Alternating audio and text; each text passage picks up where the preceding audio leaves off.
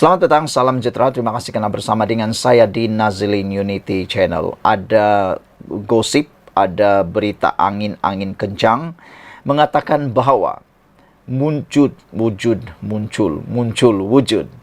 dua kumpulan dalam parti bersatu sekarang. Ini semua rentetan daripada pemilihan parti bersatu, yaitu antara Muhyiddin dan juga kumpulan Hamzah Zainuddin. Persoalan besar daripada netizen ialah sejauh mana ianya akan dapat bertahan memperkukuhkan parti itu. Kalau dilihat, Hamzah Zainuddin mempunyai kekuatan beliau sendiri sebagai ketua pembangkang pada waktu ini. Muhyiddin pula adalah sebagai penasihat atau presiden kepada Parti Bersatu. Tapi dari segi kekuatan bersuara di parlimen, kelihatan Hamzah Zainuddin lebih kuat dan lebih hebat. Namun demikian, persoalan besar ialah, adakah dengan perseteruan besar ini nanti kumpulan Muhyiddin dan kumpulan Hamzah akan menyebabkan Parti Bersatu hilang daripada dunia politik.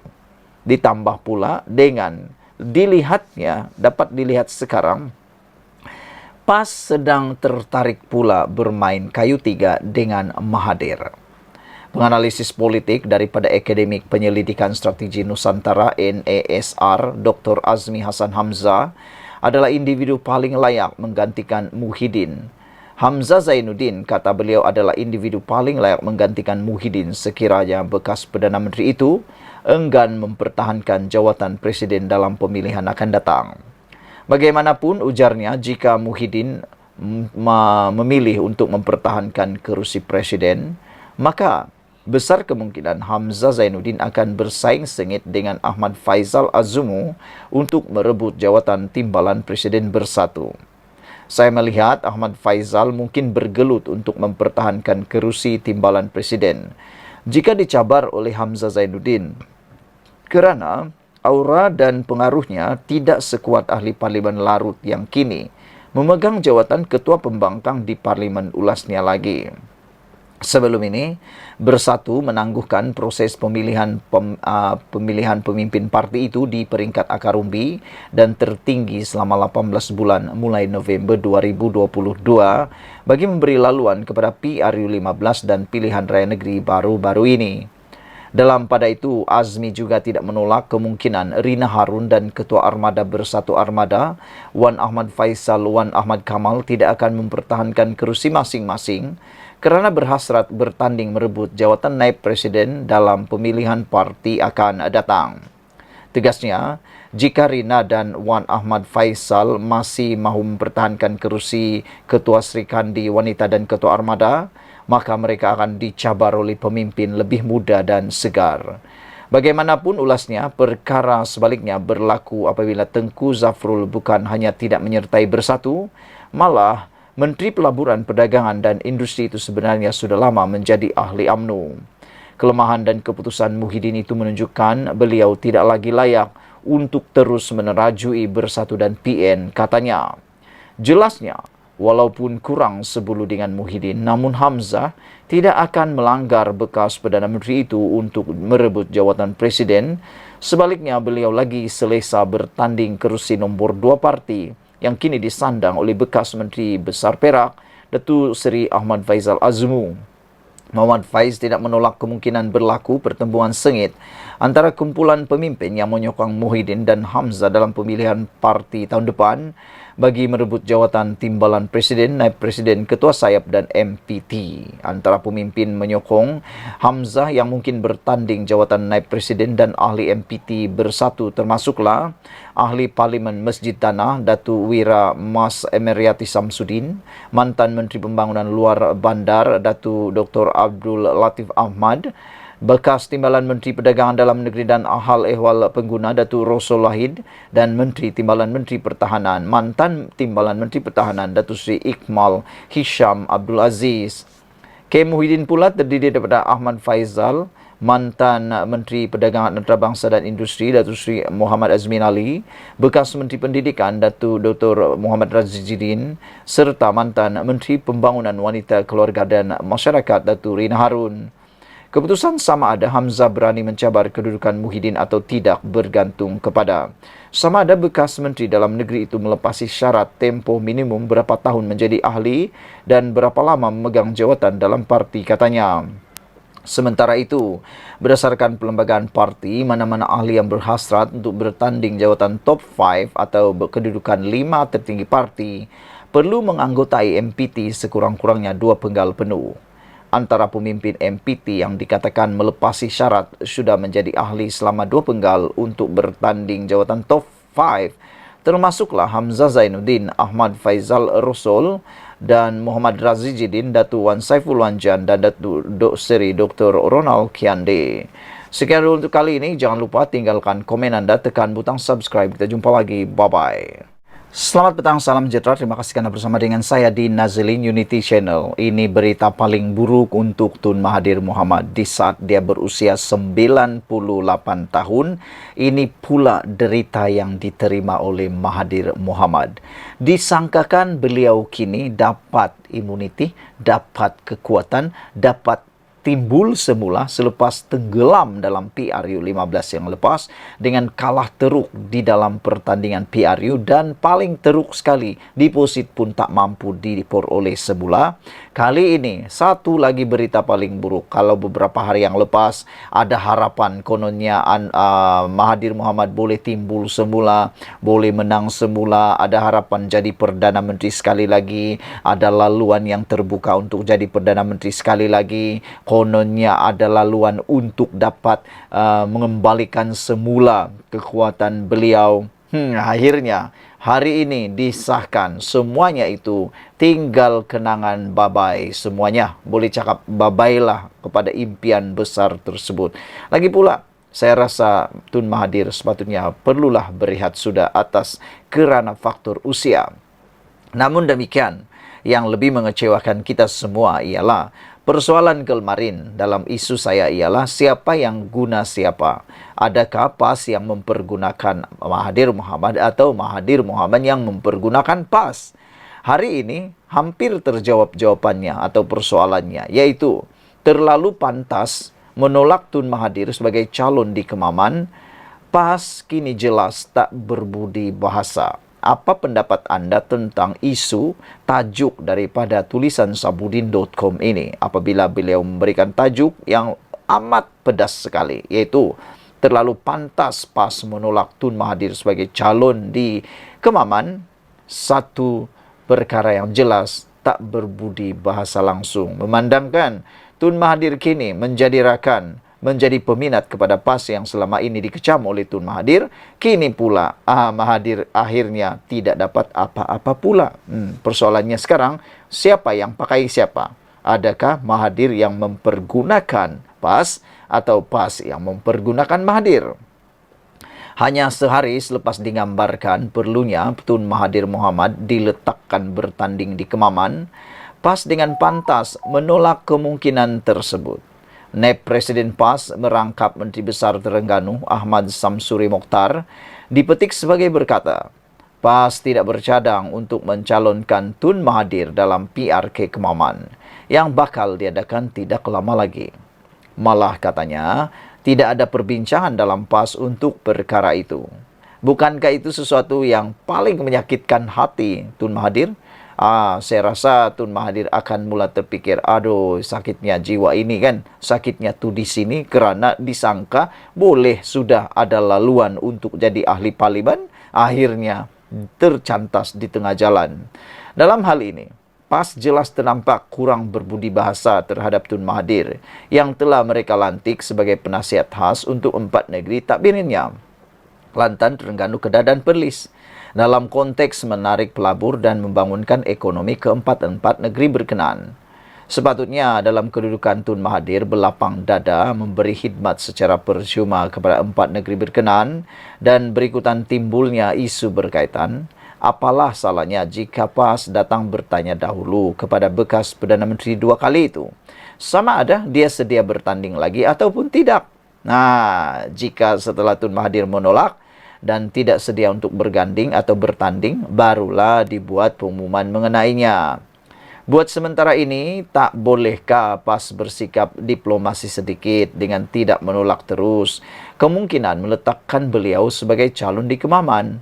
Sebaliknya cuba mencari masa mengunjungi Tun Mahathir terlebih dahulu. Ini tidak. Begitu cepat dan pantas sekali PAS menolak, mengatakan tiada rancangan untuk mencalonkan Mahathir di Kemaman. Bagaimana jika di dalam hati Tun Mahathir sebenarnya sudah bertunas bunga-bunga keinginan untuk bertanding di Kemaman? Sebaik saja diketahui ada PRK di kawasan itu. Tidakkah ini secara tidak langsung mengecewakan Tun Mahathir? Jika diimbas kembali hubungan Tun Mahathir dengan PAS sejak 2018 lalu, satu-satunya sikap terpuji beliau ialah sentiasa menunjukkan tangan terbuka, berlapang dada dan baik hati terhadap parti itu. Bila-bila masa saja pemimpin PAS ingin bertemu dan ingin bertandang ke rumah Mahathir, Mahathir akan menyambut mereka dan tidak pernah pula menolaknya. Ketika PRN dan PRK simpang jeram, Tun Mahathir tidak pernah menolak untuk turun berkempen membantu PAS. Begitu juga ketika dilantik sebagai penasihat khas Empat Negeri Takbiran PAS atau SG4. Sekali lagi Tun Mahathir dengan lapang dada menerimanya semata-mata kerana hasrat ingin membantu memajukan lagi Empat Negeri berkenan. Di PRK Pelanggai ini pun dikabarkan Tun Mahathir akan turun juga berkempen membantu PAS. Kenapalah PAS tidak boleh membalas kebaikan hati Tun Mahathir itu? Walhal, jika Tun Mahathir diletakkan sebagai calon di Kemaman dan insya Allah akan menang, suaranya di Parlimen dalam membawa kepentingan Empat Negeri itu kepada kerajaan pusat tentulah tambah berkesan lagi. Tetapi dengan awal-awal lagi menolak, Tun Mahathir, selain memperlihatkan PAS kurang berbudi bahasa, yang lebih banyak rugi dan menolak tuah ialah PAS sendiri.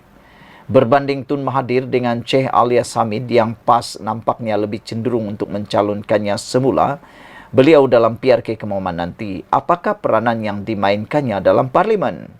Pernahkah beliau bersuara selama ini di Parlimen?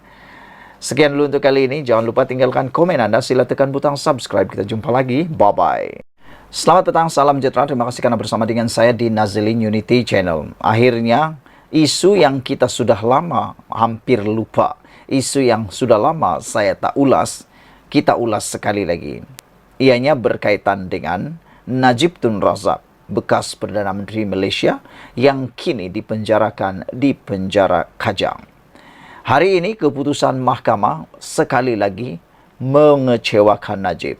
Bahkan sekali lagi membuatkan Najib terduduk dan pasti dia akan sedih di dalam penjara.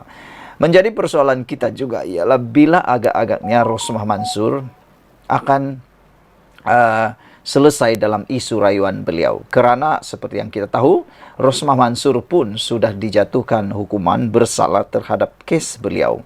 Cuma belum dimasukkan ke dalam penjara untuk menerima hukuman kerana masih dalam proses rayuan beliau. Hari ini sekali lagi kita dapat berita buruk untuk Najib Razak, iaitu berkaitan kes SRC yang mana Najib sekali lagi gagal ke tepi injuksi Mareva.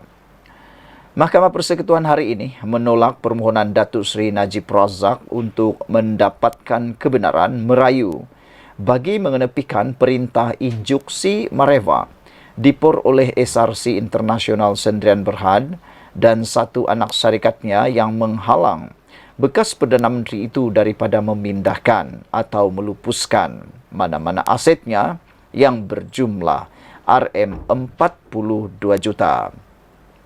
Panel 3 hakim terdiri daripada Tan Sri Nalini Padmanathan dan Datuk Nordin Hassan dan Datuk Abu Bakar Jais tidak memberi kebenaran itu kepada Najib yang mahu meneruskan rayuannya untuk mengenepikan injuksi Mareva tersebut.